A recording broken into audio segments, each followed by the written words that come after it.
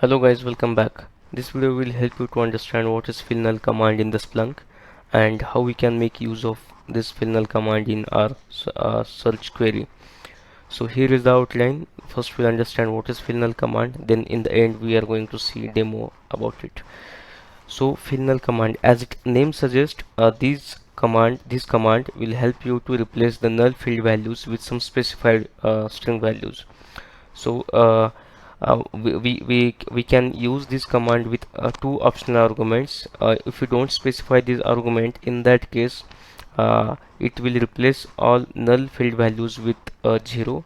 Otherwise we can specify some string value and also specify one or more fields. So in case if you want to specify one or more fields, then you have to separate the fields by a space key, which will act as a delimiter for these multiple fields.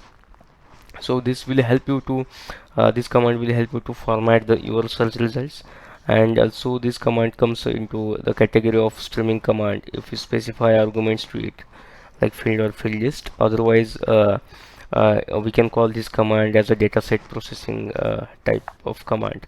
As you might know that in Splunk we have six different kinds of command, or different categories, six different categories we have. So now let's quickly jump to the demo how we can make use of this fill null command in our searches.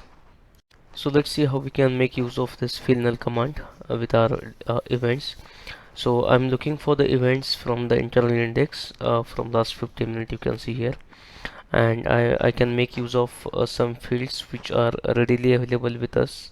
So that fields you can see under the interesting fields section. So I'll use the for example user or status, something like that, to see whether these fields have some null values.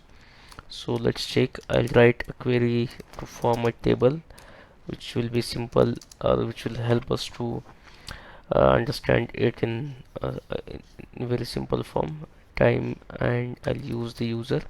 So here one thing we need to remember that the fields in Splunk are always case sensitive. So the field names must match with the available with the same format which we can retrieve from the event. So it cannot be something different than the existing fields.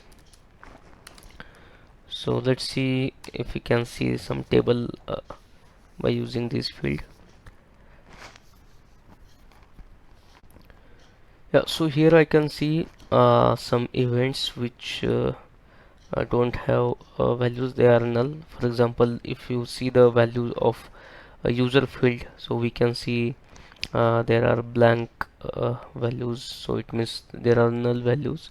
And in the status as well, we don't see any value. So but we have a event, time event for this field. So what we can do, we can try to use this fill null command, and let's see what happens. So as we know that if we use the fill null without any optional argument like value and field, so in that case it should replace the null values with 0. So let's check it first. I will run the query.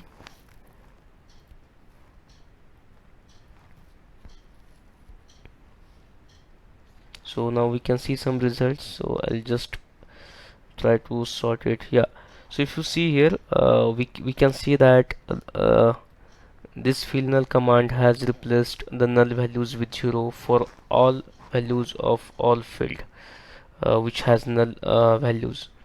So for the user and status, we can see there are 0, we got some zeros instead of null. So yes, it is simple.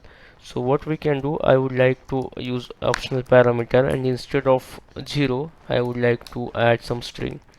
So let's say that this string is cool user, for example, and I want to use that for only user field.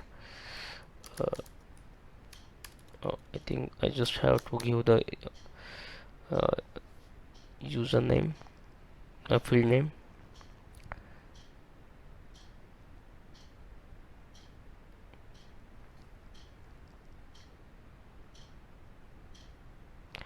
So if you see, instead of 0, now we can see cool user is the new string, a new string for the null value of user field.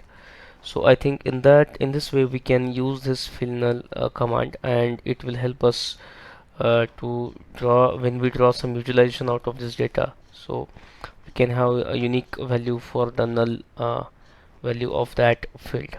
So cool user has been used instead of null value of user. So if you found this video useful, please do like, comment, share and subscribe to my channel, and thanks for watching.